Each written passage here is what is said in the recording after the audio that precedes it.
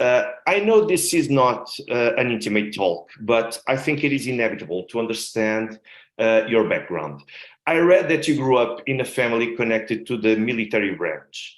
What does your family think of a man that gave so much to the armed forces of the United States for decades and now is often seen as a critic of the United States foreign agenda? Well, I mean, my parents were, my father, both my parents were in the Air Force. My mother left early on. She was medically retired as a nurse, but my father spent a career as an officer in the Air Force. Like me, they both took an oath to uphold and defend the Constitution of the United States of America and the very first amendment to that Constitution, freedom of speech. They were willing to give their lives for that Constitution.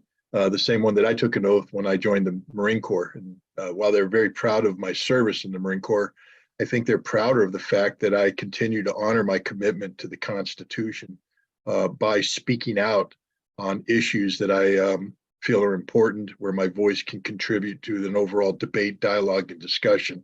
You see, to anybody who has served in the military, there is no contradiction between serving in the military and then doing your civic duty as a civilian by speaking truth to power. It's the same thing. It's serving your country. It's serving the Constitution. You have your conscience in the end, right? So you need to speak up every time you spot things that you think that are mistakes or there are crimes or whatever that means. But you also graduated. I also know that you graduated in 1979 in Kaiserslautern. I suppose you speak German fluently. Not my kind, but not my case. But at least no, I don't. You make too many assumptions. Oh, really? When we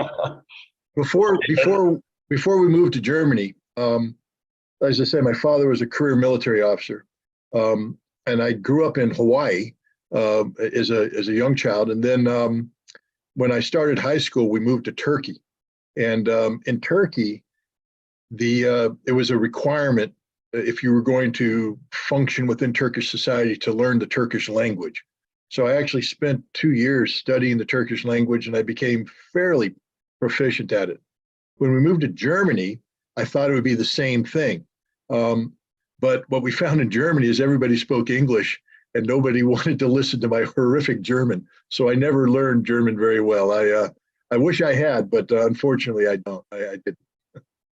Actually, from my impression is that from Scandinavian countries, they often feel offended if foreigners try to speak on their own language. Because if you're not a native, please don't try to speak our language. That's pretty much what they were saying. So I was hurting their ears. That was the way they thought. So, but you graduated in 1979 in Kaiserslautern, which back then was Western Germany, and not that distant from Berlin and the German Democratic Republic.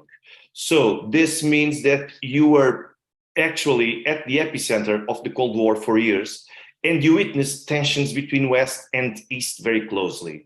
My question here is, to what extent did this experience influence your career and your view of the world, not only back then, but also present?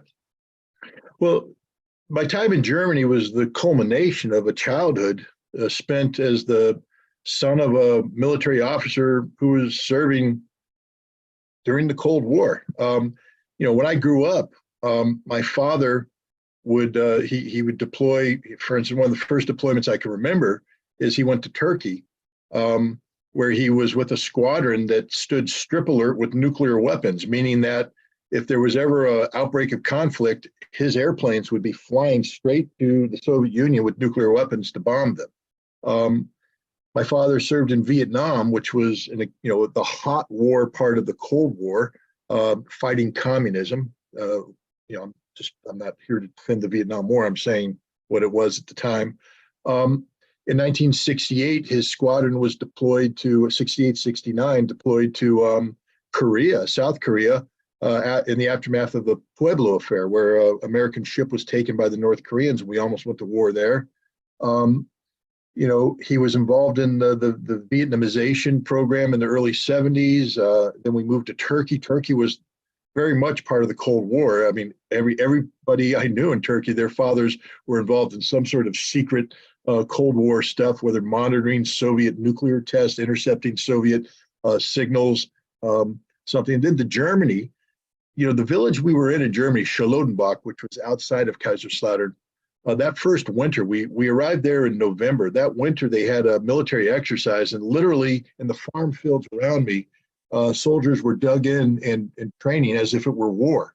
I mean, it's living in a living, breathing GI Joe wonderland. Literally, tanks, airplanes, helicopters, everything, and that was all the time. It never stopped. All the time, they prepared for war, prepared for war, prepared for war. I traveled to Berlin 3 times when I was living in Germany. I traveled there by airplane through the corridors, the same corridors that served as the Berlin airlift. I went by train, which is an interesting concept. While you're on the train, having the East German soldiers with their dogs come through and check your paperwork. I traveled by vehicle, where you go through checkpoint Alpha, checkpoint Bravo. You're on the clock, and if you take too long to get there, they send military police convoys with live ammunition out to rescue you from whatever kidnapped you. This wasn't a joke. This was real. My father was involved at, he was at headquarters level. He would every once in a while get the word to, you got to go in the bunker, meaning could be war. And that the bunker is the nuclear bunker. And they had a code word, my father and my mother, they took it from a 1960s book called Alas, Babylon. Alas, Babylon was a code word used in the book where a guy would call his wife and it meant the nuclear weapons were flying. You and the kids need to figure out how to survive without me because I'm going to die. My father and mother used the same code. And there were several times in the late 1970s where my father would call my mom and say, Alas, Babylon, and he would disappear into the bunker. This ain't a game. This is real. Nuclear annihilation was real right there. We lived next door to a nuclear weapons storage facility, North Point. It would be hit first. There were times when you'd go to school wondering how the day is going to end. Because the sun may set, but another sun may rise, called a nuclear explosion, and it's all over. So this was my reality. So you say, how did it shape me? What do you mean, how did it shape me? It was everything. My entire life, my entire childhood was the Cold War. And what my father was serving, and so therefore I said, I have to serve too. Believe me, when I graduated high school, I had one thought and one thought only. How could I quickly get in the military so I could be on the front line here in Germany so I can kill the communists when they come across the border? People joke today about kill a commie for mommy. Oh, man, we meant it. That was a real slogan. Better dead than red. You're darn right. We don't, that was my whole life. So I joined the Army on graduation. Long story short, me and the Army didn't get along. It was still the Vietnam Army. They were smoking dope and a lot of racism. And I said, I don't want to go to war with these guys. So I went in the Marine Corps, which turned out to be the best decision I ever made. But my first formative years in the Marine Corps was focused solely. Look, I studied Russian history in college, not because I loved the Russians, but because I hated them. I wanted to know everything about them, to know your enemy. I had to know my enemy so I could better be in a position to kill them. I studied the language, not because I wanted to have intellectual conversations with them, but I wanted to be able to intercept their communications. I wanted to read their intelligence. I wanted to be able to absorb information so I could better kill them. And I became an intelligence officer with the singular focus of killing Russians. That was it. I went to an artillery unit and we trained 24/7 to kill Russians. So how did my childhood shape me? I just told you. It defined who I was and who I was trying to become early on in my adulthood.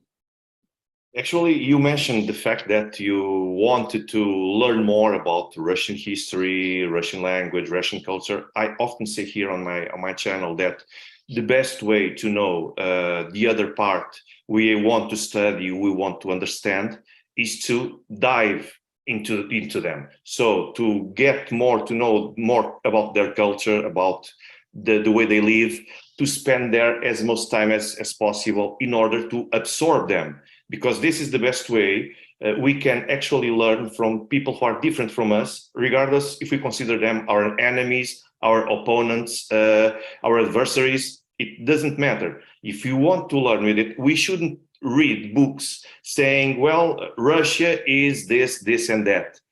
what really gives us our image and opinion about someone or about some country and some society is like in 19th century, like the Portuguese used to do, for example, in Africa. They send their expeditors to Africa, spend there 1, 2, 3, 5 years, study their civilizations, and then come and tell us what findings did you get from there. But now I see that, for example, not only on the media, but also on universities, Western universities, and I can at least say the examples of many Western Europe universities that actually don't have that in mind. They start from a prejudice they have, and then they want to get as much facts as they have in order to confirm that their prejudice actually is science, is evidence. Do you have that same sense in America too? Yeah, what I can say is this. When I was in college, and I went to college in the early 1980s, I had some of the finest professors one could ever hope for. But these were professors who had, when they taught Russian history, they taught it because they had studied in the Soviet Union. They spoke the language because they were from the Soviet Union, or they grew up there. They knew who the Russian people were. So when they tried to teach me, I remember I had a wonderful professor, Professor Allen, who taught me about the history of St. Petersburg and the history of Pushkin and Dostoevsky. But he literally spent his life pouring himself into that. And I poured myself into his classes. I studied, I read, I did everything necessary. And he was so frustrated because he knew that I was going to go and join the Marines. And he was just like, no, don't waste this talent that you have. You have a talent that's based upon intelligence and humanity, and you need to find a way to work with the Russians to overcome these difficulties, but don't join the military. And he would send me essays about Russian officers who graduated from various academies in St. Petersburg in the 19th century, and how they were filled with patriotism and they went off to serve and they died. And he was saying, this is going to be your fate. Don't become one of these officers. Become a man of peace. And he cried when I graduated, because I graduated in my uniform and I was commissioned, one of the proudest days of my life. And he was crying because he was like, no, don't do this. And all my history professors were just aghast at the concept that I was going to do this. I went back before the Gulf War because now we come to the important part. They sent me to the Soviet Union, the Marines, me. All I want to do is kill these people. And they picked me to be part of this inspection team. And I went there. And I'll get to that in a second. But I came back from that experience, and it changed me. It was a life-changing event, fundamentally life-changing event. Because as you said, it wasn't just book knowledge. I was now there amongst them. It wasn't theoretical. It was real. These were people. These were human beings with families that had the same hopes and aspirations and desires. They laughed, they cried, they did everything we did. They did it with a different language, maybe with a different cultural foundation, but it was the same thing. And I went back to my college after this, and my professors invited me to come in and speak about my experiences. And they were just so happy that I had been changed. What they found out was I was heading off to the Gulf War. Iraq had invaded Kuwait. And after I finished with this, I was going to war, straight to war. And they were like, oh, we finally won you over. We pulled you back from the dark side. You're with us now. You see the light, and now you're going to war. Such is the nature of military service. But my experience in the Soviet Union was, as I said, it was just forever altering. Look, I'm not going to pretend. I mean, you can hear by talking to me, I'm not some stuck-up elitist. I don't pretend to be something I'm not. Okay, I know who I am. I know what I'm capable of. I know what I'm not capable of. I'm very realistic about my limitations, and they are many.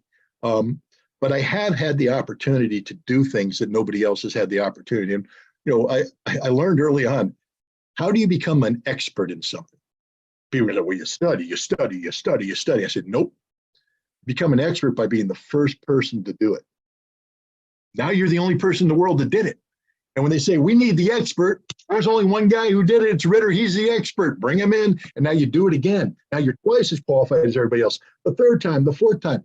That was my entire, I got to be the first person to do things.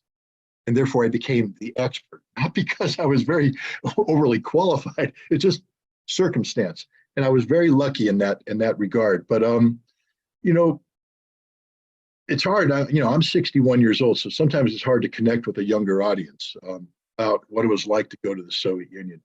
And so I tried, my kids were raised on Harry Potter. I'm sure you're familiar with Harry Potter. And what made Harry Potter wonderful wasn't the wars that took place at the end of the movies and the series. It was the first book. The first book is Harry Potter discovered magic, it discovered the world of magic. And it was just this experience, this learning experience. So now imagine me, somebody who has spent his whole time studying the Soviet Union from afar, reading books, seeing movies, getting the lectures, listening to language. But now I come off the airplane in Moscow and it's like Harry Potter discovering magic. It's like, oh my God, there's the Kremlin. Oh my God, that's Lenin's tomb. Holy cow, I'm at the Bolshoi Theater. I am literally here in the Soviet Union. Oh, Jesus, there's a Soviet citizen. They want to talk to me. Oh my God, what am I going to do? I mean, literally, that was I was literally the starstruck person, not because I was intimidated. It was just having read about it. Now you're there and you're doing it. I was quickly brought down to earth because we had a very important job to do. It was a very difficult job that we did. We built a facility in the middle of nowhere outside of a Soviet missile factory under conditions that are indescribable. But we did it. We accomplished the mission. And we did it together with the Soviets. It wasn't us coming in and pulling them aside. We could not have done what we did without the Soviets working with us as a team in cooperative fashion. And remember, we were opponents in the treaty. It's not like they were saying, we surrender, take. They were saying, this is what the treaty allows you to do. Let's work together to do it. And we did it. It was wonderful. It was also taking place during the time of perestroika. I mean, the month I arrived, June 1988, Gorbachev held the 19th All-Party Union Conference, where he basically declared a revolution, the beginning of the process of changing the way the Soviet Union governed itself from this strict communist-centric thing to something more that was democratic. And I was there. I got to watch the first elections. I got to listen, watch as Glasnost took over their press. When I first arrived, the Soviet press was the Soviet press. And then it suddenly became more open than anything in the West, where they were asking hard questions, demanding answers. You learned everything about Soviet society. And I lived there. I'd read the newspapers and then go out and see what they were talking about right there in Vodkinsk. It was the greatest experience of my life. And it had nothing to do with killing people. It had everything to do with learning to love of people. And I don't mean love in the romantic thing. I mean love as these are people. These are people just like me. I don't want to kill them. I don't want to bring harm to them. I actually want to protect them. I want to work with them so that I felt bad when their economy started to collapse, because it wasn't that I was looking at them going, you dirty commies, you're getting what you deserve. It was, holy cow, they're hungry. Holy cow, they're hurting. They don't have money to do this. These are proud people and this is happening to them. What can, and so when I left the Soviet Union 2 years later, I was fundamentally a changed man. I mean, my goal before that in the Marine Corps, there were some really good intelligence jobs. One, of course, was to serve as an attaché in Moscow to spy. Remember, I'm an intelligence officer. I ain't no candy boy. I'm the real deal. And, I wanted to spy against these guys. I really did. I wanted to go out there and get all their secrets and help my side overcome their thing. And Moscow was the place to do it, to be a defense attaché. Then the other great job was at the military liaison mission in Germany, East Germany, in Potsdam. There was a group of about 14 Americans whose job description was to spy on the Soviets. That's it. You got into these hyped up vehicles and you drove around East Germany and you spied on the Soviets. You took photographs. You tried to take samples. I wanted that job more than anything else in the world. No particular targets, just spy on the Soviets or Oh the Soviet no, Union. in the intelligence business, you're given targets. You know, Yeah, that's why. the whole collection thing. You're told there's a new tank. Go find out what kind of armor, reactive armor they have on the tank. We see that they might have brought in a new artillery piece. Go take a photograph of that. Get this, go that. One of the big things these guys did was something called sand dune. Talk about it now. Sand dune. The Soviets go out and do their exercise, um, they would throw their garbage into a big pit. Included in the garbage was uh, latrines, and they would use whatever paper was necessary for their business. And sometimes they would take pages out of a code book and use it. And so these guys would go in and dig up the latrines and fill a bag full of this paper that they'd then take and do whatever they had to do to get it to be exploitable. But you'd go through there and you could break codes. I mean, that's the real world of intelligence. It ain't as sexy as everybody thinks it is, you know. But anyways, I wanted to do that. But when I left the Soviet Union, I went to war, and we can talk about war if you wanted to. But I had what they call a good war, meaning I lived and I did a job very well. I was involved in counter Scud stuff. That's what got me into Iraq. But when I finished the war, the commandant of the Marine Corps, and this is a big honor for me because I was just a captain. I'm very, very, and the commandant of the Marine Corps, who is the #1 Marine, was begging me to stay in the Marines. He said that I was one of the best intelligence officers he's ever met, that I was the future of Marine Corps intelligence, and I needed to stay in the Marine Corps. And that's a lot of pressure. But I was looking at it from the standpoint of I joined the Marines to fight communism, fight the Soviet Union, fight Russians. And that no longer is what I'm driven about. I mean, I fought in my war, I fought against Iraq, served my country, but I don't want to spend the rest of my life fighting other people. I joined because I was a child of the Cold War, because I was taught from a very young age that the enemy was communism, the enemy was the Russians. And now the enemy is no longer communism, it's no longer the Russians. You can't call me a coward because I already did that war thing. And while I did it well, I can't say it was the biggest thrill factor of my life. And I don't necessarily want to do that more. I'd like to go and work in the Soviet Union to help them through this perestroika thing. So I was going to get out of the Marine Corps, work with a company called H.J. Heinz. You might know them. They make ketchup, but they also do food processing. And so the idea was that I was going to go to a town called Piatigorsk, where they're going to build a factory. I was going to manage the construction of that factory, just like I helped manage the construction of that arms control facility outside of the factory. That was my goal. That's why I left the Marine Corps. Did you go to Russia in the 90s, at least to see the difference between those times you spent in the Soviet Union and then after the dissolution of the Soviet Union, or not necessarily? The last time I was in Moscow was in November of 1991. So it was still the Soviet Union. So I have never been to Russia, to the Russian Federation. I hope to at some point, but I have never been to the Russian Federation. I've only set foot in Soviet Union. So you were there in the Soviet Union when the first McDonald's opened in Moscow? When what? The first McDonald's opened. I have a photograph of me eating at the first McDonald's in Moscow. Yes, I was there. We ate a meal in McDonald's in Moscow. Yay, capitalism. No, it was pretty much different. At least the last time I went to Russia, it was on February this year, just a week before the military intervention started in Ukraine, and there were more than 900 McDonald's everywhere. So capitalism is everywhere, but there are still a lot of restaurants from the Soviet times, from Russian cuisine, which actually I don't see that much in the West. So most of these McDonald's restaurants usually were attended by tourists or by younger generations, Russian generations. When I say young, I mention teenagers, college students, not more older than that. So even those that are in the 30s, 40s, like me, for example, they don't they don't attend the McDonald's. They go to the restaurants like any other Russian of Russian cuisine. But all that experience that you had You were also, like you said, a senior analyst and also a spy on the Soviet Union, regarding the Soviet Union, but you were also senior analyst concerning the Soviet intervention in Afghanistan. Do you consider that after all these years, do you still understand well the way the Soviets and the Russians way of thinking? Do you think that not much has changed since then?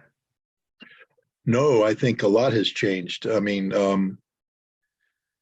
Russia's gone through a lot. The decade of the 90s was something that I don't think we in the West can fully comprehend. Even Westerners who were in Russia in the 1990s, we went there. When I say we, I wasn't there. The people who went there not to become one with Russia, but to manage Russia. Some would even say to exploit Russia, to impose their way on Russia, to re-educate the Russians.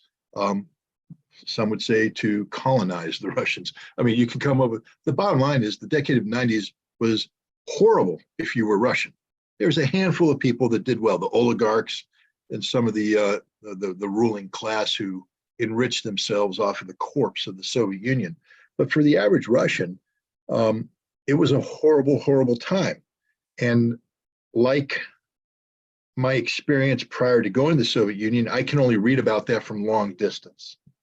We have relatives that are there who lived it, but again, I'm only hearing it secondhand or firsthand from them, but I'm not experiencing it.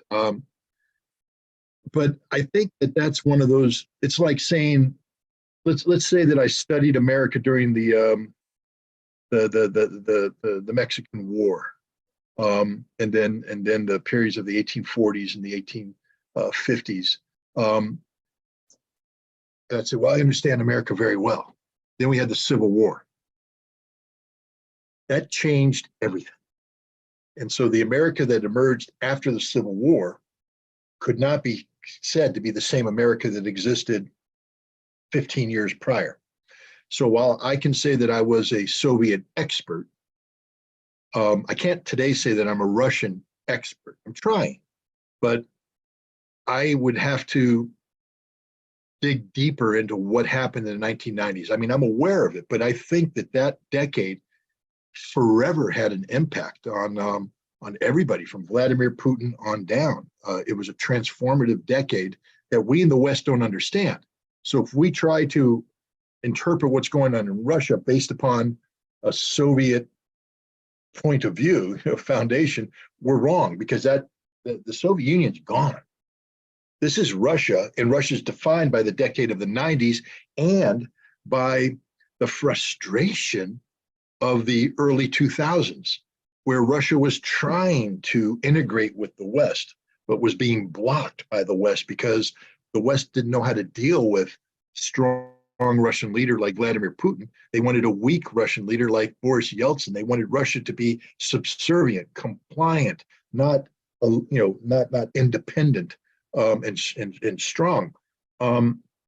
So I'm doing my best to try and understand Russia today, but it is a work in progress. At least I'm open to the reality that I don't know all that I need to know about Russia. And I think that's one of the mistakes that's made in the West, is that we come into Russia, especially the elite, the academic elite, political elite. We approach Russia based upon what we want Russia to be, not what Russia is. See, we people like Michael McFaul, Fiona Hill, Angela Stent, all of these so-called Russian experts, they're not experts on Russia. I've read everything they've written, and I can tell you they know nothing about Russia. The Russia they talk about is the Russia they want, not the Russia that is. I'm trying to understand the Russia that is. Indeed, and that demands quite a lot of work in order to understand at least the minimums or the basics, because we are familiarized with a different way of thinking, of living, of everything, and sometimes there is in the Western societies that difficultness to understand differences. That's why we have presently the cultural relativism, versus the universal ethics. Like, do we want to spread our notion of human rights and democracy worldwide? And we totally forget, and we don't care about what the other kind of peoples want and think about these kind of subjects. But it's curious that you give that answer, because even last Sunday we had in our Portuguese news channel, public news channel, there was a political pundit that described Vladimir Putin as the communist regime of Vladimir Putin. Come on. 31 years after the dissolution of the Soviet Union, there are still people thinking and looking at Russia as being the Soviet Union.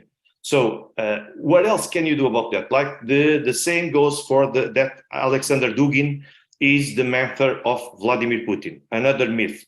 So people don't know who Dugin is. I actually think that Dugin is much more valued and followed in North America rather than on Russia itself.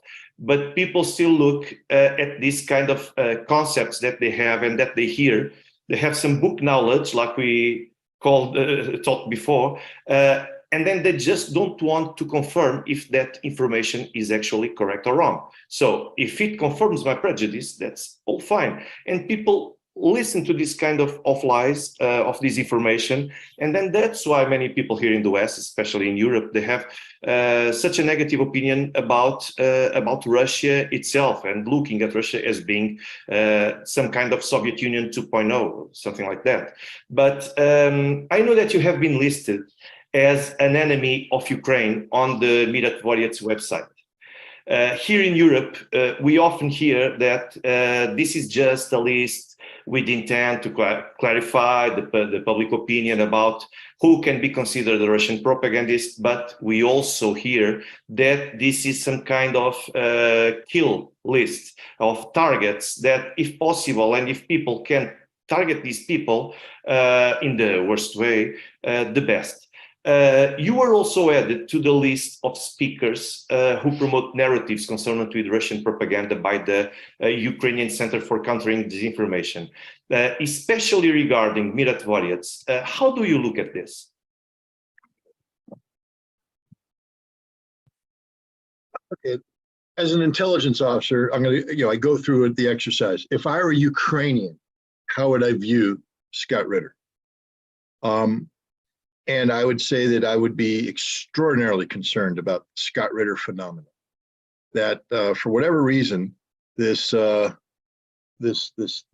hick American, uneducated guy has caught the attention of a community that listens to what he's saying, and the facts that he puts there are inconvenient to us. You see, it's one thing to sit there and say, I want to.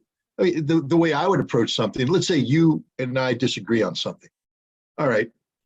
The Ukrainian side would say, I need to go across the seas and kick your butt and shut you up forever.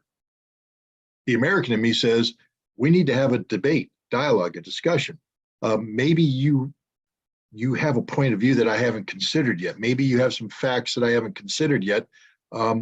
Maybe we need to have this discussion to figure out why we disagree. What do we disagree on? What do we agree on, and how can we move this forward in a constructive manner? The Ukrainians don't want to play that game. I mean, I've challenged them to a debate. Any one of them, debate. If you have a problem with what I'm saying about Bucha, if you have a problem with what I'm saying about the Ukrainian offensive, if you have a problem with what I'm saying about Ukraine's relationship with NATO, don't try to silence me, because I'm an American and I can't be silenced. It just isn't going to work, guys.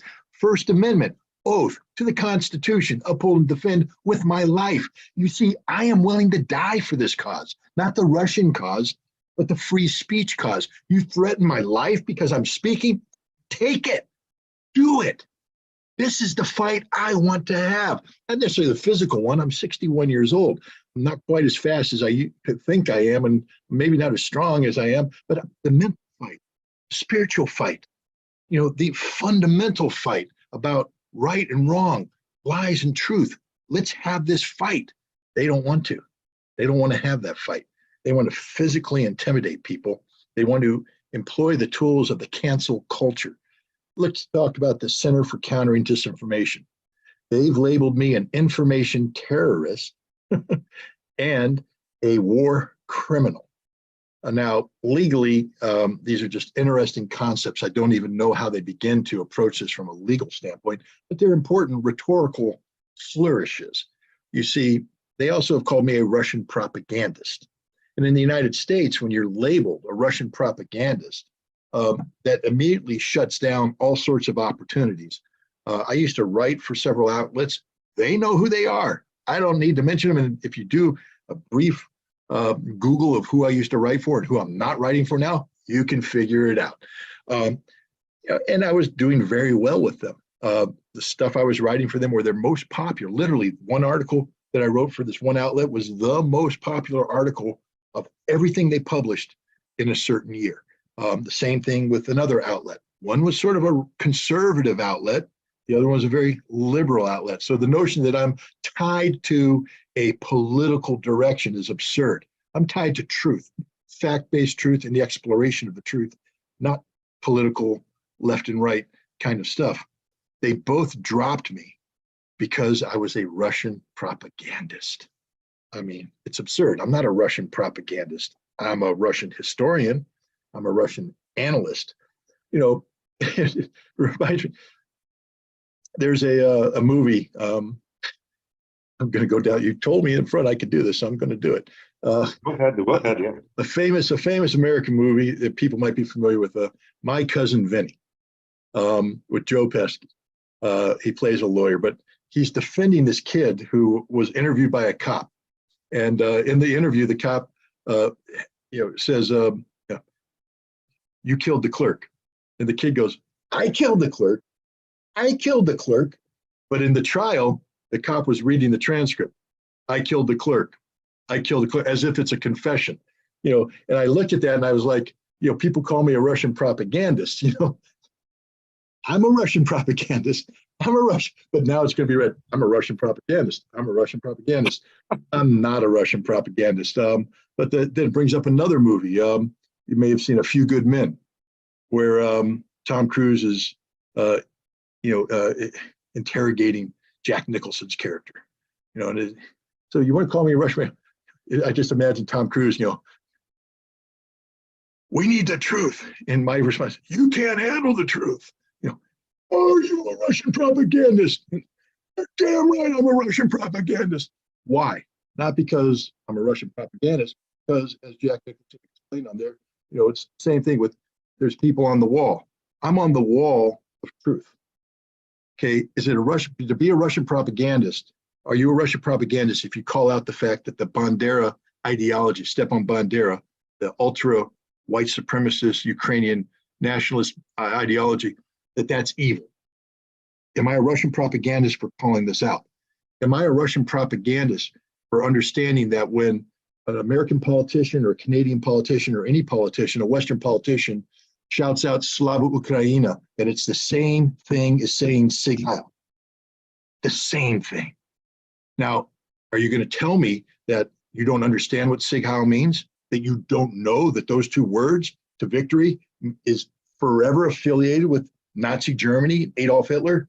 The same way Slava Ukraina, you can't just say glory to Ukraine. No. Bandera ruined that for everybody.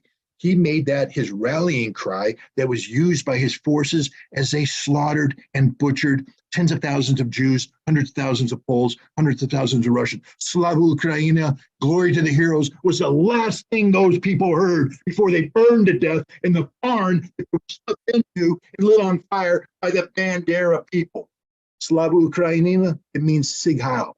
It is to the Bandera movement as Sig Heil was to the hit to Nazi Germany. Don't pretend that otherwise. Am I a Russian propagandist? No.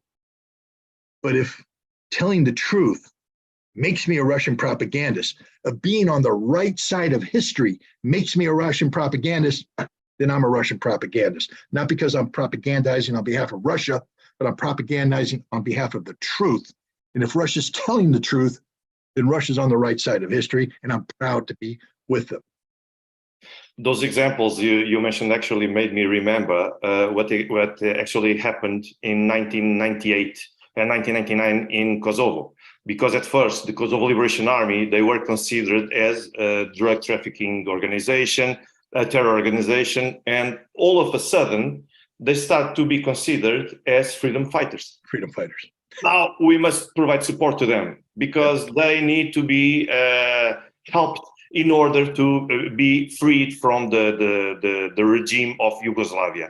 So it's almost exactly the same thing, or like the Afghanistan, the help and all the help support provided to not only Osama bin Laden, but also for the Mujahideens in Afghanistan. Suddenly, something that is considered to be a terrorist organization fastly becomes a freedom fighter organization. And I think that one of the problems that arise from there is that it actually is originating from the fact that there is no specific notion of what terrorism is. From the study I pursued recently, there is at least 250 different notions of terrorism. And the majority of them, they can be used against everything, any kind of phenomenon, any kind of concept. So how are you going to call now the information terrorism or terrorism of information? Is that the name that they labeled you, right? Terrorist of information. I mean, how can we actually see credibility and trust in institutions that actually label people according to absolutely no standards? There are no standards. There's nothing objective. And what worries me the most is then to see the media spreading just that message without even trying to confirm if that makes sense. I don't even want to say that if it is true, if that at least makes sense. They just spread this message, and then you are labeled as a Russian propagandist. I am daily labeled as a Russian propagandist because I have interventions on the Portuguese TV.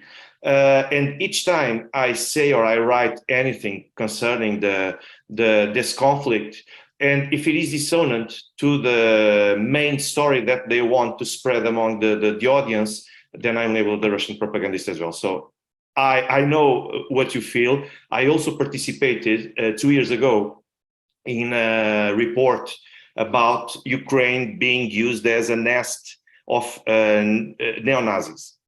At least until then, Ukraine was considered to be the center of neo-Nazis in Europe. Now, suddenly, they are no longer neo-Nazis. They're just a dozen Nazis, and we need to support them.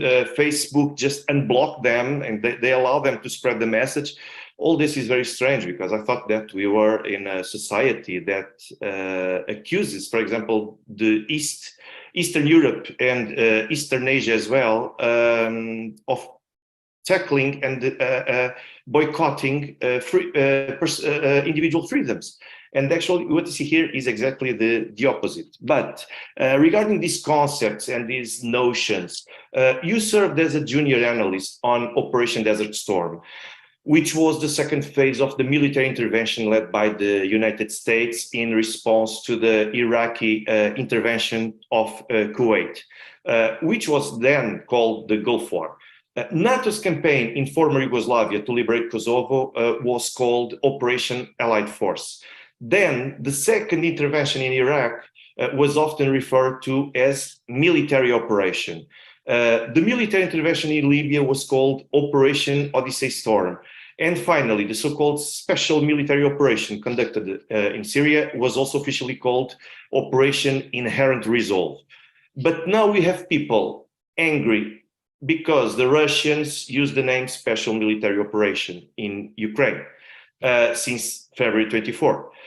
In fact, people in the West demand that we call it war. How do you see this? What differences do you think there are here? And to what extent do you think it's important to focus on the concepts and use them properly regarding each phenomenon? You know, I said, and I say this all the time, and I know it gets a little redundant, but war is an extension of politics by other means. We blame Karl von Clausewitz for this. Let me start with basic principles. Dead soldiers don't care what you call it. Okay, dead civilians don't care what you call it. A bullet through the head, whether fired during wartime or a special military operation or a police action is still a bullet through the head. You're dead. So let's, at some point in time, the word game just becomes, superfluous. It just doesn't matter because people are dying. So to get caught up in the word games sort of, fails to see the forest for the trees. But that's the war aspect of it. The politics aspect of it is where the word games become very important.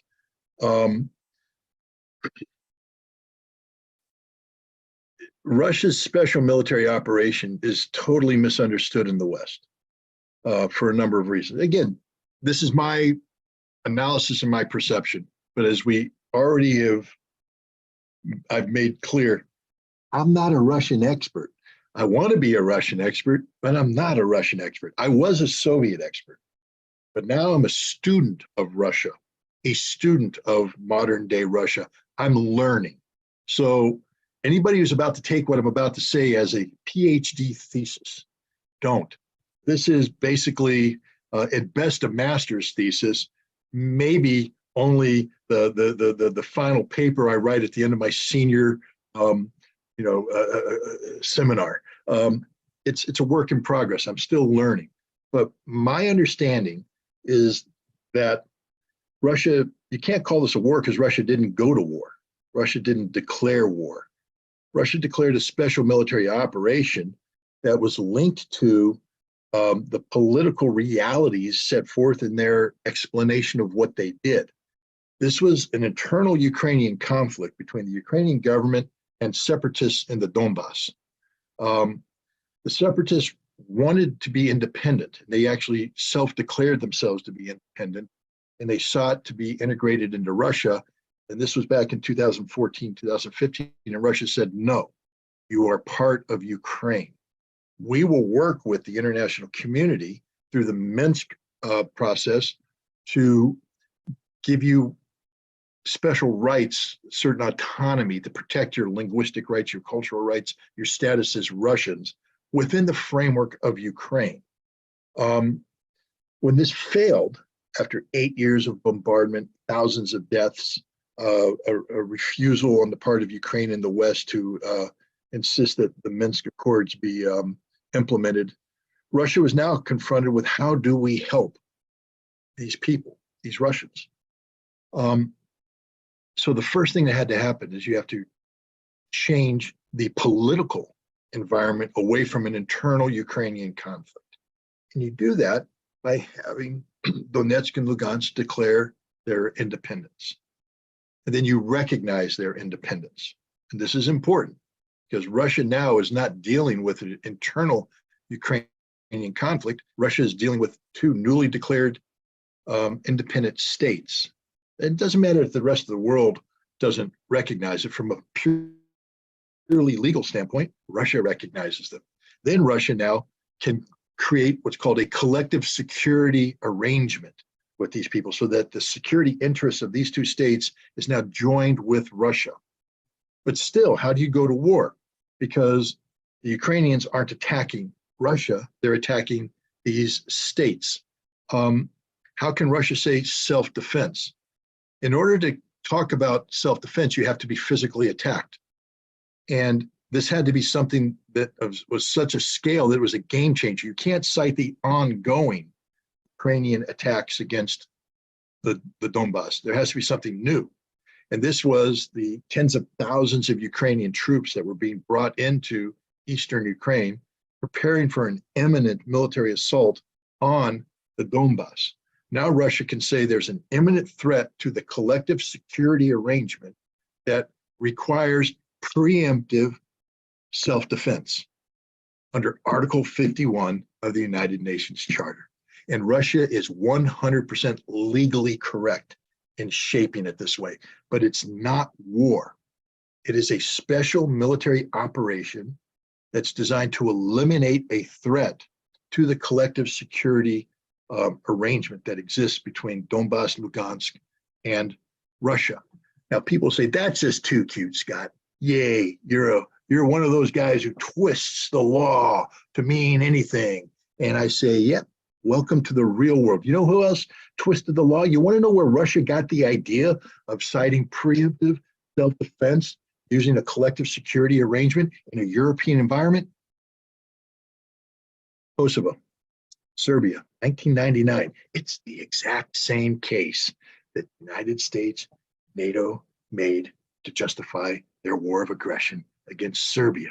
The only difference is that NATO had to make up an imminent threat. The imminent threat cited was, of course, the ongoing genocide carried out by the Serbians against the Kosovars.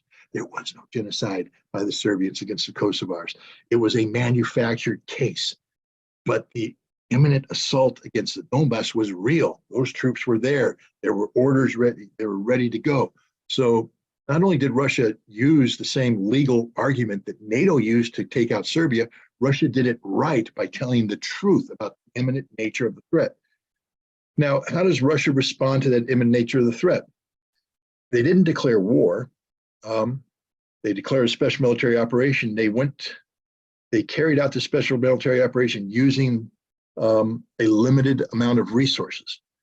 And I think history will show that this was a big mistake on the part of a huge mistake on the part of Russia. I think history will show that Russia had one of the greatest intelligence failures in modern history, where they actually were told that the Ukrainian military would stay in the barracks, the Ukrainian civil structure would stand down as Russian troops moved in rapidly to confront the Ukrainian government with the wrongness of their ways, to get a surrender, to achieve what they wanted, which was an independent Donbass and a Ukraine that was forever neutral, would not join NATO. Well, that didn't work out. The Ukrainian military. That was the biggest mistake that Russia did since the beginning of this special military operation. It undoubtedly was. Look, this was a war that should have been fought and won within weeks. There's no reason why Ukraine should still be existing today. If Russia had gone to war against Ukraine, this war would be over, finished. But they didn't. They went, and I'll tell you why. This is why we in the West, anybody who says that you're a Russian expert and you cannot articulate what the special military operation is, then you're not a Russian expert. The special military operation isn't special because it's a military operation. It's special because it's about Russia and Ukraine. It's about the bond, the cultural bond, at least from the perspective of Russia. What we're finding out now is that many in Ukraine don't share the same mindset that the Russians have, whereas the Russians have this feeling of a Slavic identity, a common Slavic bond. Many in Ukraine, especially those in the West, don't feel that way about the Russians. It's not a mutual love and respect. The Russians view Ukraine as part of not just the former Soviet Empire, but the former Russian Empire prior to that. These territories are part of a larger Russia, especially in the east part of Ukraine, Crimea and Novaya Russia. Ukrainians don't share the same image, and that's one of the mistakes that the Russians made, trying to mirror image their belief system on the Ukrainian population that didn't necessarily share the same warmth. The Russians went in sort of a low-key manner. They didn't come in hard. They didn't come in with the full weight of the Russian military. They came in with a limited number of forces, attempting to do something that would reduce the violence inflicted on Ukrainian civilians, reduce the damage inflicted on Ukrainian infrastructure, and reduce the casualties inflicted on the Ukrainian military. They failed because the Ukrainians didn't play that game, and Russia's been on their back foot ever since. It's been very violent for both sides. The Russians prevailing, but it wasn't as quick, and it wasn't as, it was far more destructive than the Russians had originally intended. The game changer was when NATO decided to intervene on the part of Ukraine and provide them with tens of billions of dollars worth of financial assistance, military assistance. And they basically took a Ukrainian military that the Russians were grinding down. Russia had destroyed the Ukrainian military by this past summer, summer 22, June, July. I mean, we're talking hundreds of thousands of casualties. But instead of being able to confront the Ukrainian government with the inevitability of their defeat by pointing to the destroyed Ukrainian military, the Ukrainian government was able to respond with a reconstituted military brought in by NATO and now attack the Russians who were overextended. Again, you come in with 200,000 troops based on the premise that the Ukrainians are going to surrender, and now you're confronted not only with severe Ukrainian resistance, but a new reconstituted Ukrainian military doubling down on the conflict. Russia didn't have enough troops. And we saw in September when the Ukrainians counterattacked, the Russians were compelled to consolidate their defenses by withdrawing from Kharkov. We saw what happened in Kherson. They made a decision to withdraw from the right bank. Yeah, see, I get that wrong. So I look at a map and I go, oh, the north, south, the left bank, the right bank. No, you got to come down the direction of the river, left and right. Go with the flow. Right. Again, remember I told you I'm a simple Marine. I'm not one of these gigantic mental guys. I got to learn this thing. But the point is they withdrew, they consolidated, and they're still consolidating. Everybody's like, the Russians partially mobilized. Yeah, they did. And 87,000 of those troops have come in and have consolidated defense. Hey, Ukraine, there's 200,000 plus more coming. That's 10 to 15 divisions that you don't have. You don't have them, Ukraine, because you squandered everything in achieving these results. The Russians aren't playing the propaganda game. If Zelensky wants to visit Kherson, visit Kherson. Enjoy your moment. 10 to 15 Russian divisions are about to arrive in the next month or so that Ukraine doesn't have a response to. And at that point in time, I think we're going to see Russia transitioning, even though they're going to continue to call it a special military operation, it's become more warlike. And we're seeing that today. Today, there's a huge bombardment of throughout Ukraine, including Western Ukraine. Russia's educating the Ukrainians and the world on what war looks like. And again, for the soldier that took a bullet in the head back in February and March, it doesn't matter what you call it. But for the politicians now, it's becoming a war. They may call it a special military operation, but it's about to turn into an outright war. So do you think that the present situation can be changed? Do you believe that Russia will go back again to the right bank of the Dnieper River and really want to go further until at least Odessa? Or do you think that Russia will try only to consolidate its present positions and try to see if they can come out with a peace deal with Ukraine, with all this present land? What do you think? Article 64, I believe, of the Russian Constitution sort of answers the question. I think that deals with the Mother Russia. You can't give away Mother Russia. You can't. And since these territories were incorporated into Russia, understand that while Ukrainian troops might be in the right bank of the Dnieper River, occupying Kherson, that's Mother Russia. And the Russians have never stopped calling it Mother Russia. So this war won't end until Russia has not only secured the totality of the territory that constitutionally comprises Russia, but has advanced sufficiently to push Ukrainian artillery away from, out of range of Russian territory. Russia cannot tolerate continued Ukrainian shelling of Mother Russia. So they're going to do that at a minimum. Now, the Russians have also said that this conflict won't end until they've achieved all the stated objectives of the special military operation. There's two main objectives: denazification and demilitarization. Start with the easy one, demilitarization. Originally just meant to remove all NATO influence from the Ukrainian military. The Russians weren't seeking to destroy the Ukrainian military. But now that the Ukrainian military has become a de facto proxy of NATO, NATO equipped, NATO trained, NATO led, NATO intelligence, NATO logistics, everything, demilitarization means the complete and utter destruction of the Ukrainian military. Russia can't afford to have a situation emerge where Ukraine continues to exist as a hostile state. That's a cancer. Russia's objective is a new European security framework as defined by the documents they provided to NATO and the United States back in December 17th of last year. That's their ultimate objective. That's what they want. You can't achieve that objective if Ukraine is a cancerous, festering infection there that continues to try and spread its infection to Russia. Demilitarization means the entire Ukrainian military is wiped off the face of the earth. They can choose to do so by surrendering. They can choose to do so by retreating out of Ukrainian soil, or they can choose to do so by fighting and dying on the battlefield. One way or another, there will not be a Ukrainian military by the time this is done. denazification is the more difficult one, because now we're getting into a political problem that has as its roots not just a handful of politicians, but society, Ukrainian society. You know, in 2019, just to show you how wrong the West has been about the depths to which this Nazi ideology has infected Ukraine. 2019, the Ukrainian parliament passed a law that made, I think it's called the Plank movement, the scouting movement, the only scouting movement that's permitted in Ukraine. There's no other scouting movement. There's a, Ritter, what are you doing? It's scouts. Leave them alone, dude. Leave them alone. They're just Boy Scouts. Let them do what they do. No, they're not just Boy Scouts. It's just like calling the Hitler Youth just Boy Scouts.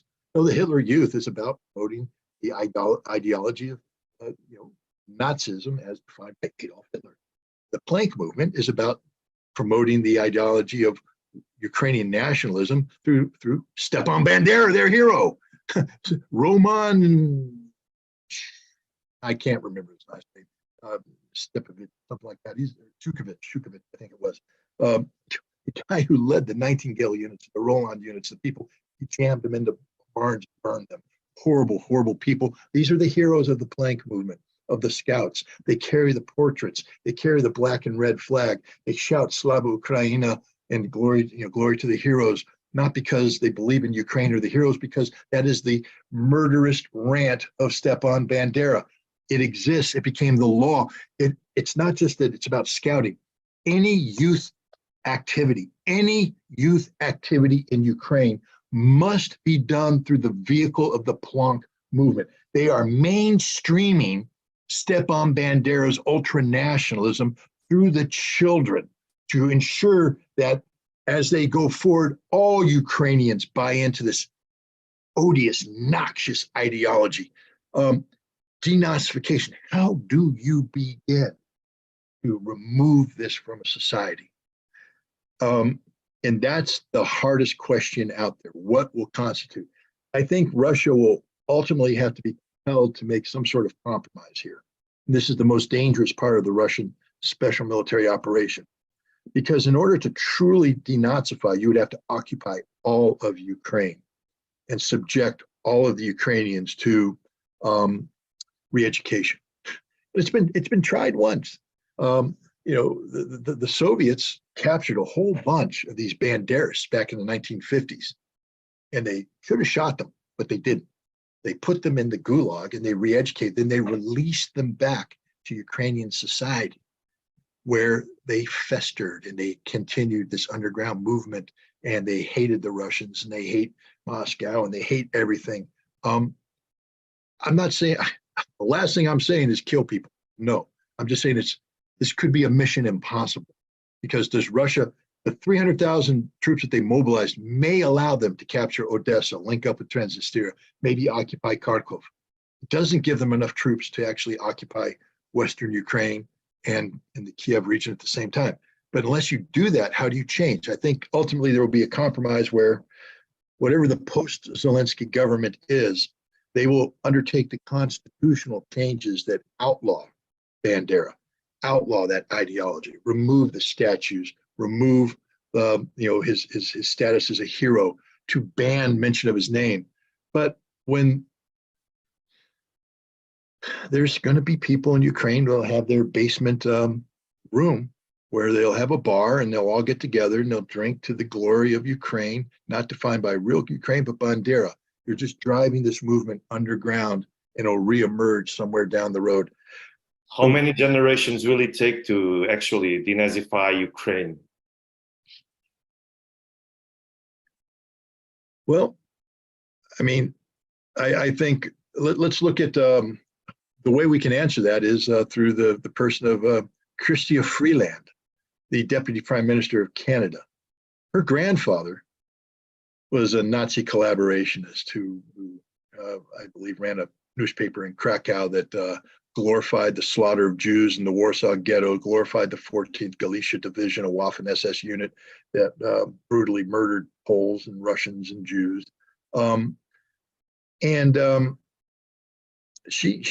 She's someone today who has whitewashed his history, suppressed it, but she was trained as a journalist, so she knows what the truth is. She just has decided to suppress it.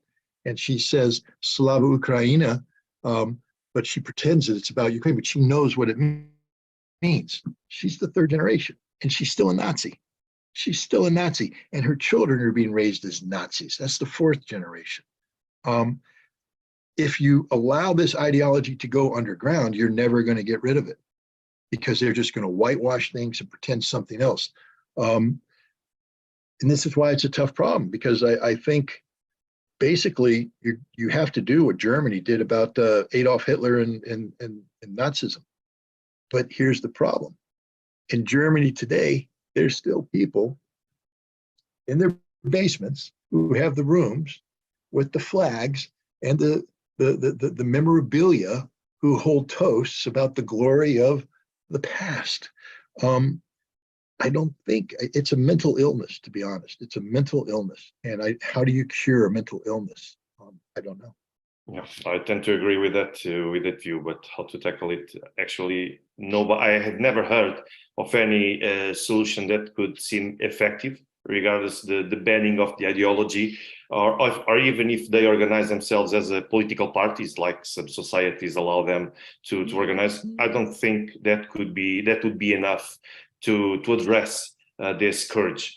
But actually, you mentioned the biggest mistake. Let me put things like this: the fact that Russians at first didn't look at this intervention as if they were at war, and they had a misconception about what would be the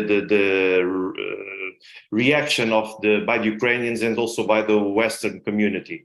Can you point out or identify any other mistakes that the Russians committed, at least over the last 9 years? And I'm mentioning about the last 9 years because I'm considering the Euromaidan and all the Yanukovych crisis that he had to face in Ukraine, at least since the last semester of 2013. Look, history is funny. I mean, but there's the old saying, hindsight is better than foresight by a darn sight.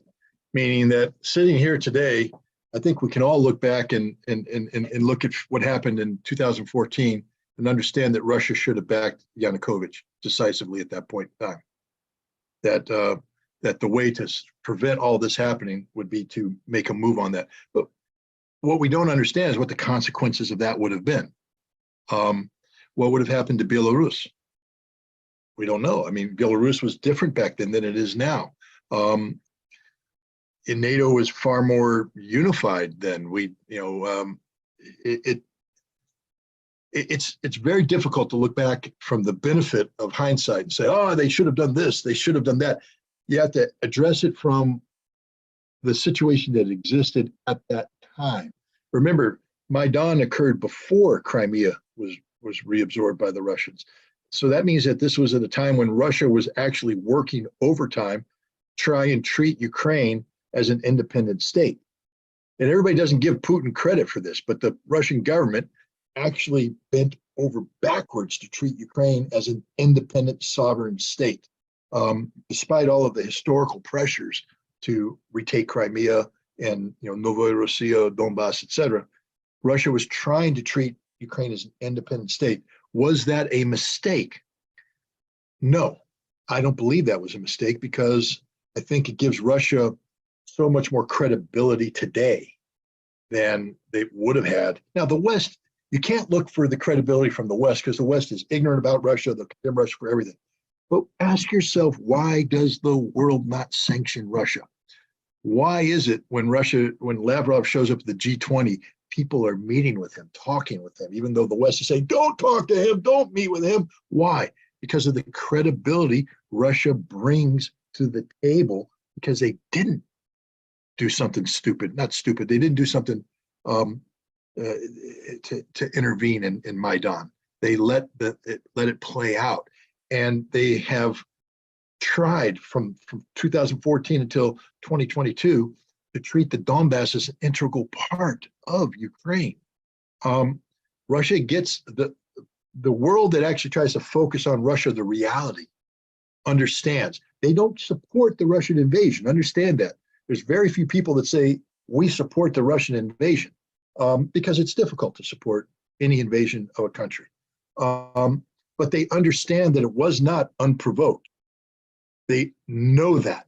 They understand that Russia has a case. They just wish it hadn't come to that. And now that it's happened, I think they're pretty much resigned to the fact that this is going to unfold the way Russia needs it to unfold. And while we're not going to cheerlead for Russia, we're not going to impose sanctions and interfere with this. There's a recognition that the West is wrong in this case. You know, again, some of the harshest criticism put at Russia is that they've been too tolerant of the West. But again, one of the reasons why Russia has the tacit support of the West is because Russia has behaved in a legal, rational, logical manner. They haven't behaved like the United States. The United States, you mess with me, I'm going to kick your butt. I'm going to come at you. I'm going to punch you. I'm going to intervene. I'm going to sanction you. I'm going to do this. It's not been the Russian approach. The Russian approach has been the exact opposite, and many people have perceived that as weakness. It's not. It's actually Russia's strength. And it's played out today because the majority of the world don't view Russia as the aggressor. They view the West as the aggressor. So you can't say that all this stuff that led up to it, which is frustrating if you're somebody who, saying Russia could have done so much more to be in a better position than they are today. I disagree, because while they might have prevented some of the military missteps, they wouldn't have the world surround. Majority of the world not supports the Russian invasion, but supports the Russian cause. Whereas the minority of the world supports the Western. And I think if Russia had behaved differently in the decade leading up to this, that wouldn't be the same. So, no nation's perfect. Anybody could have done things differently. But what do they want Russia to have done? The Minsk agreements. What more could Russia have done than beg the United States to put pressure on Ukraine, beg the French, beg the Germans, Normandy format to put pressure on the Ukrainians to just implement the accord. Implement the accord. Please implement the accord. That's all we want for you to implement the accord. Don't go into NATO. Don't go into NATO, Ukraine. No, NATO, stop expanding. We'll let them join the European Union. We'll let them do whatever they want. Just no, NATO, you can't come to my border. You can't do it. What more could Russia have done? They made this point clear. They put a draft treaty on the table in December that could have stopped this whole conflict. Now we have people. Now we have the Democrats. And when we sit down, we need a diplomatic off-ramp that discusses at least Russia's legitimate concerns and the concept of a new European security framework. Who invented that concept? Russia. Now the people are starting to wake up to it, but at what cost? Ukraine is destroyed as a nation. Even if the war stopped today, Ukraine is not coming back. Physically, they've lost 20% of their territory. They'll never get it back. I don't know what kind of drugs Zelensky's doing, but man, give me some, because I think it makes you feel pretty good, and you can imagine wonderful scenarios. But to think that Ukraine is going to get that territory back is wrong. And if you think, as Jan Stoltenberg has said, that the only solution to this conflict is military, then Russia will win. NATO cannot beat Russia. Ukraine cannot beat Russia. There's no scenario you can come up with that Russia loses. You can make the cost of a Russian victory high. And I think that's the strategy right now, is to bring pain to Russia. But what part of Russia's history do you not understand when you know that when it comes to the existential survival of Russia, Russia will take all the pain you can give them and still emerge victorious? 27 million dead. 27 million dead. They've never forgotten it. They've never forgotten that. In the West, we pretend it didn't happen. Indeed. And do you see that in the short, medium term, this conflict will end? Do you believe it? I believe that Russia will win this conflict militarily by next summer. I think the 200,000 troops that are about to arrive on the battlefield in a month's time will fundamentally alter this. I don't think Ukraine and NATO will be able to assemble a sufficient military force to prevent the Russians from fully liberating the Novorossiya, the new Russian territories, and possibly expanding into Odessa and Kharkov. I don't believe And I think the harder part will be the final political settlement. What will happen with that? I don't. Yeah, that could be longer term. And do you believe that during the winter season that the hostilities at least will calm down, or the Russians will keep their operations on the ground? Russia has never paused for the winter, ever, in its entire history. Russia started the special military operation in the dead of winter. Um, you know, the winter is not unfamiliar to Russia. The military knows how to operate in the winter. There will be no operational pause. When the 200,000 troops arrive, Russia will immediately exploit the advantages that this surge of military capacity gives them. Take a look at what's happening today. Ukraine is being bombarded. This will happen throughout the winter. There will not be peace in Ukraine. Anybody who thinks that there's going to be this moment in the winter where Ukraine can calm down and regroup, it isn't going to happen. Russia is in the business of destroying Ukraine right now, of destroying the Ukrainian military and destroying the political will of Ukraine to continue to fight by shutting the economy of Ukraine down. The West says they want to make this so painful to the Russians that they stop. Russia is making this painful to the West. The West is feeling the pain, not Russia. The West is suffering, not Russia. Ukraine is suffering, not Russia. The pain game is being won by Russia. So last week, actually, I heard the former director of Roscosmos saying that the most sophisticated weapons that Russia has will arrive in the Donbass in the forthcoming months. Many people, I think that here in the West, many people think that the Russians have no more military means. I usually disagree with that, because I often say that the Russians use the type of weapons that is needed for a certain time. But if they need to escalate and to use more sophisticated weapons, they will actually use them. Do you think that the Russians have this huge capability, but their generals, their higher ranks, are they good enough in order to lead the fighting for the forthcoming months? Now you're hitting on something. Now you're hitting on something. First of all, Russia has the technical means. Their equipment is some of the best in the world, and they're about to bring some equipment that hasn't been brought on this battlefield. And the soldiers know how to use this equipment.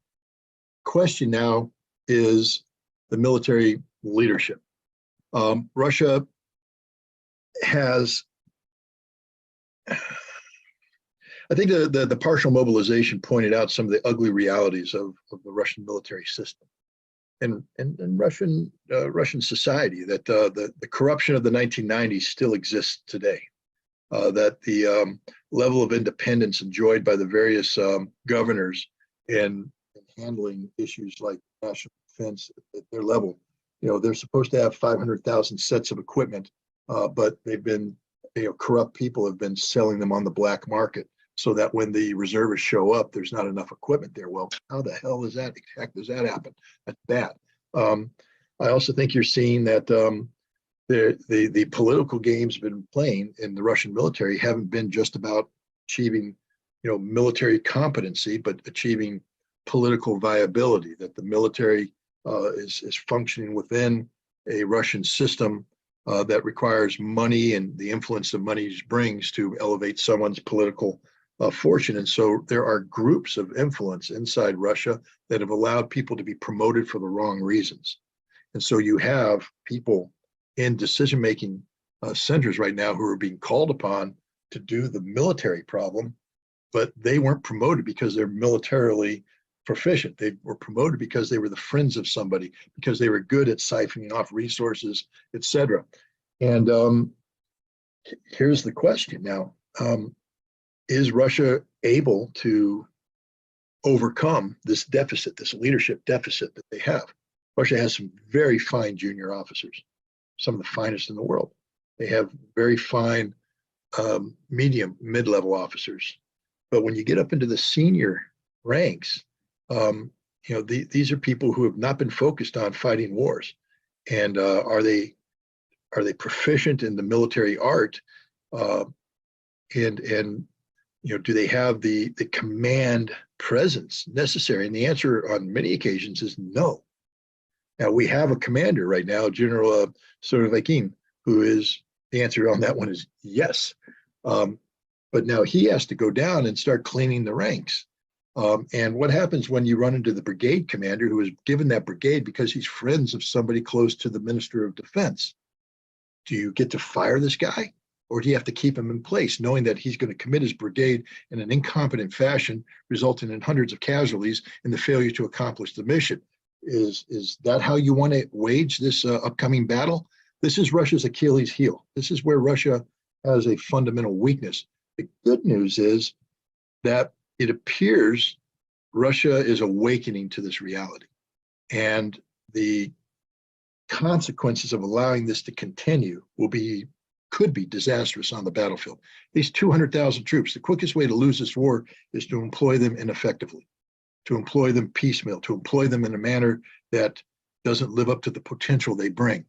And right now, I would say that there are military leaders who are fully capable of employing them improperly. They need to be removed. They need to be replaced. A purging of the ranks needs to occur. And that is a political problem, not a military problem, but it has military consequences. So in the end of this conflict, what world order do you think will arise? I don't believe Russia is, and we're going to have to unfortunately wrap it up soon because my wife is demanding my presence for lunch. Thank you. But Russia is not the United States, and this is an important fact. Russia is not looking to supplant NATO, the United States, or anybody in Europe. Russia is not looking to be the dominant power in Europe. What Russia wants is a new European security framework that respects Russia's legitimate national security demands, needs, wants, desires. This is why I think Russia has to excise the Ukrainian cancer. And it's going to be, that's the key right there. Because if it's like with any surgery, if you do the surgery properly, you remove the cancer without destroying the body. But if you don't remove enough of the cancer can spread and kill the body. If you remove part of the body with the cancer that should have been removed, the body's weak. I mean, and so this is a huge political problem for Russia. How do you ensure that the military victory that you want to accomplish is done in parallel with the political reality you need to emerge from this? If you go in too hard with the military, it's going to be very difficult to get Europe and NATO to sit down at the table to talk about a new European security framework. If you go in too soft, the Europeans and NATO will think they won and they won't sit down at the table. You have to find that balancing act where you've accomplished what you wanted in a manner which allows Europe to sit back and reflect on cause and effect. Do we continue to confront Russia? At what cost? Do we have any chance of success? Or can we sit down with Russia and work with Russia as equals to not divvy up Europe, but to create a new European security framework? And this is what I think Russia is trying to do. This is why it's so important that they have somebody like Sergei Lavrov, because this is a political problem. This is a diplomatic problem, and you need a grand master doing this. And in Sergei Lavrov, they have a grand master. This is why you need a Nikolai Patrushev, on the other side too. I mean, Russia has the right people in the right place at that upper political level where they can manage what I call the soft landing of the United States and Europe, so that when the military campaign is finished, there's a potential for this new European security framework. But there's no guaranteed outcome here. No guaranteed outcome. It's a very delicate proposition. Russia, even though they shouldn't lose this war, Russia can still lose this war. And they can lose it militarily and they can lose it politically. So it's, Russia has a very difficult task ahead of it. Fortunately, I believe they have the political leadership necessary to the task. And I think they understand what's required to make sure the military can accomplish its mission. The military one's the tougher thing. They have the right tools, but they don't have the right craftsmen. And they're going to have to make some changes at the craftsman level so that the tools get used properly, so that they accomplish the mission. Mr. Ritter, first, let me once again thank you for joining us and for being here with us, sharing all your knowledge and your insight on this present situation. I just want to ask you if you have any kind of advice for our audience, any special words that you want to provide to our audience that sit here with us, just hearing to you and all your knowledge. Well, I mean, I've sort of hijacked the term knowledge is power. I put out these little 2-minute videos and I use knowledge is power, but it's the truth. Knowledge is power, and the empowerment of an individual by the accumulation of knowledge is the only path to victory when truth is at stake. When this is a battle about facts, a battle about truth, you have to learn. You have to empower yourself with knowledge so that you can overcome all of the obstacles, all the disinformation, all the propaganda that's out there. Ignorance comes from fear. You fear that which you don't know, and the only way to overcome this fear, this ignorance-based fear, is through knowledge, the empowerment. So now we just had this long conversation. My advice to everybody listening to this is the following.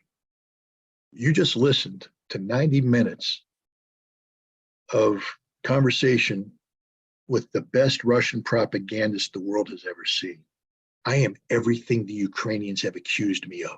I twist facts, I do this, I distort, I do everything. Don't take anything I said at face value. Challenge everything. Assume that I'm lying. Go forth and take everything I've said and subject it to research, subject it to independent analysis. And if at the end of it you say, I agree with Scott Ritter, good, because that means that there's a foundation to your agreement. You have empowered yourself with knowledge. But if you simply leave this podcast and say, I agree with everything Scott Ritter said without first checking it, you've made a mistake. You've made a fundamental mistake. You've assumed that I'm correct. You've assumed that my heart's in the right place. Don't assume anything. Do the work. Do the work. It's hard work, but it's necessary work. If you're an American, I say this kind of work is absolutely essential to make you the kind of informed citizen that our country needs when we talk about selecting people to represent us in higher office and holding them accountable. We need to be an informed citizen. If you're a global citizen, it's the same thing that you need to do to hold your respective governments accountable for what they do in your name. But if you simply leave and say, Scott Ritter's right, he's a heck of a guy, I'm glad I watched this, that's no good. Because now when somebody hits you with something, all you're going to be able to say is, well, Scott Ritter disagrees. It ain't good enough. You need to be able to say, I disagree because of the following, all that. So I think this was valuable. Thank you for having me on and having the opportunity to talk to people. But I always get a little nervous when I get put on a pedestal. People say, oh, Scott Ritter said, guys, don't do that game. I don't want to be on that pedestal. I want to be down here with you in the trenches, fighting the information fight, challenging everything that's said, learning facts and information. And then we can move to accomplish the mission together. But if you put me up here and you say that's what it is, you're weakening yourselves. You need to get up there with me. Thank you very much for those wise words. Please apologize to your wife on my behalf. I'm really sorry for taking so much time, but the conversation was so good, such a high quality that I still didn't notice the time passing. But once again, Mr. Scott Ritter, thank you very much for being with us. I wish that you have all the success possible and that you continue with your mission, because I think that telling the truth is a mission and clarifying people is a mission. Even though it is not paid, it isn't paid job, let me talk like that, but at least is a very noble mission. Thank you once again for being with us. Be welcome to Portugal anytime you want to come to our country. And anything you need, please be my guest. I'll be here waiting for you. Well, thank you. Thank you very much for having me. And if you ever thought this kind of conversation would be useful in the future, don't hesitate to reach out. Thank you very much. Have a great day, Mr. Ritter.